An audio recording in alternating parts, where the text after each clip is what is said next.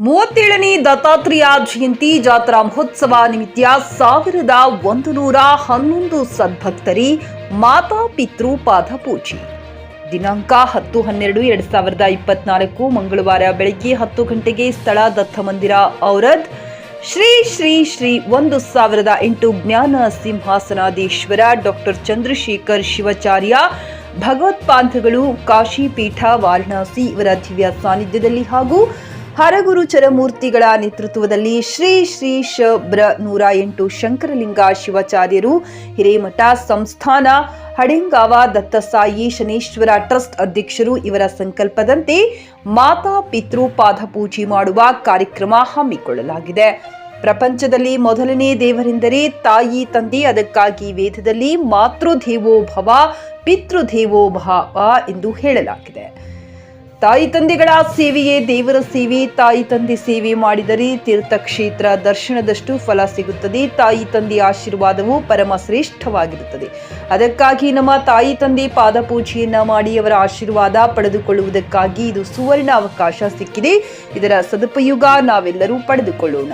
ನಿಮ್ಮ ಮನೆಗೆ ಕಾರ್ಯಕರ್ತರು ಮತ್ತು ನಾವು ಬರುತ್ತೇವೆ. ಅವರ ಹತ್ತಿರ ನಿಮ್ಮ ಹೆಸರು ನೋಂದಾಯಿಸಿ ಅಧಿಕೃತ ಪಾವತಿ ಪಡೆದುಕೊಳ್ಳಬೇಕೆಂದು ಶಿವಲಿಂಗ ಶಿವಾಚಾರ್ಯ ಸ್ವಾಮೀಜಿ ಹಿರೇಮಠ ಸಂಸ್ಥಾನ ಹಣೆಂಗಾವ್ ಮನವಿ ಮಾಡಿದರು.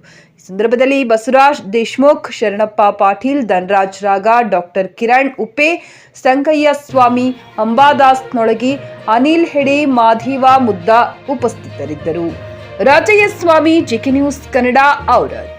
ಕಾರ್ಯಕ್ರಮವನ್ನು ತಂದೆ ತಾಯಿಗಳ ಪಾದ ಪೂಜೆನ ಮಾಡುವ ಮುಖಾಂತರ ತಂದೆ ಮತ್ತು ತಾಯಿಗಳ ಸಂಬಂಧ, ತಂದೆ ತಾಯಿಗಳ ಪ್ರೀತಿ ಪ್ರೇಮ ನಮಗೆ ಸಿಗಬೇಕು ಅನ್ನೋತಕ್ಕಂಥ ಒಂದು ಉದ್ದೇಶವನ್ನು ಇಟ್ಟುಕೊಂಡು ನಾವೆಲ್ಲರೂ ಮತ್ತು ಊರಿನ ಎಲ್ಲ ಗಣ್ಯ ವ್ಯಕ್ತಿಗಳು, ಗಣ್ಯಮಾನ್ಯರು ಎಲ್ಲರೂ ಸೇರಿ ಈ ಒಂದು ವಿನೂತವಾಗಿರ್ತಕ್ಕಂಥ ಕಾರ್ಯಕ್ರಮವನ್ನು ಔರಾದ ಪಟ್ಟಣದಲ್ಲಿ ಮಾಡ್ತಾ ಇದ್ದೇವೆ.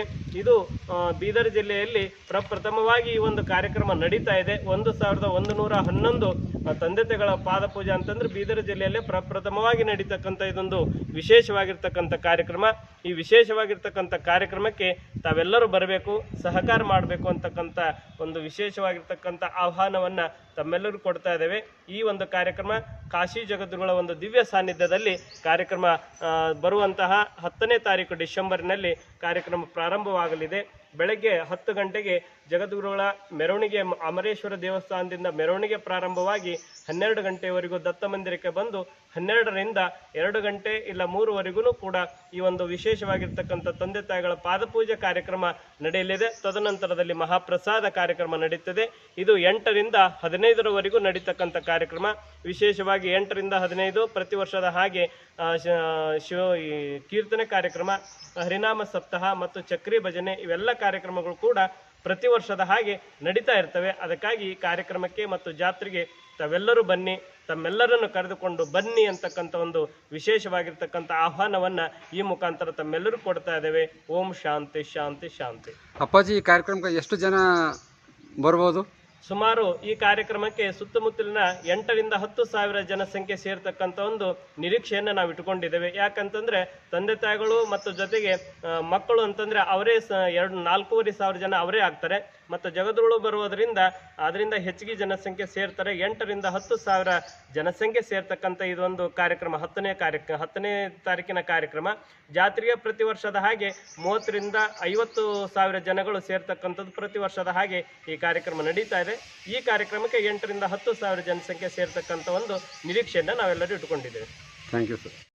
ಗ್ರಾಹಕರ ಸ್ಯಾಟಿಸ್ಫ್ಯಾಕ್ಷನ್ ನಲ್ಲಿ ನಂಬರ್ 1 ತೃಪ್ತಿದಾಯಕ ಶೋರೂಮ್ ನಿಮ್ಮ ಎಸ್ಪಿ ಟಿವಿಎಸ್ ಶೋರೂಮ್ ನಿಮಗಾಗಿ ತಂದಿದೆ ಹೊಸ ಮಾಡೆಲ್ಗಳ ಹೊಸ ಬೈಕ್ಗಳು. ರೈತರಿಗಾಗಿ ಅನುಕೂಲವಾಗಿರುವ ಸೂಪರ್ ಎಕ್ಸೆಲ್ ಕೂಡ ಲಭ್ಯ.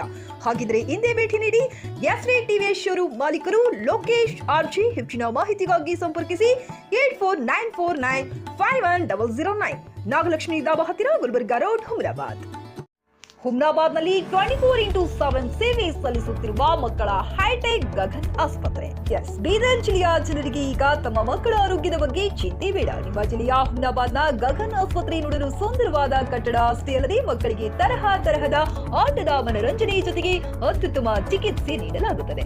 ಇಲ್ಲಿ NICU 10 ಬೆಡ್ಸ್, PICU 6 ಬೆಡ್ಸ್, ಡಿಪ್ಯಾಕ್, ವೆಂಟಿಲೇಟರ್ ಸೇರಿದಂತೆ ವಿವಿಧ ಮುಖ್ಯ ಸೇವೆಗಳು ಕೂಡ ಲಭ್ಯ. ಹೆಚ್ಚಿನ ಮಾಹಿತಿಗಾಗಿ ಭೇಟಿ ನೀಡಿ ಗಗನ್ ಆಸ್ಪತ್ರೆ, ಪೊಲೀಸ್ ಠಾಣೆ ಹಿಂದುಗಡೆ, ಹುಮ್ನಾಬಾದ್. ಸಂಪರ್ಕಿಸಿ 9620618472 ಅಥವಾ 8846666532.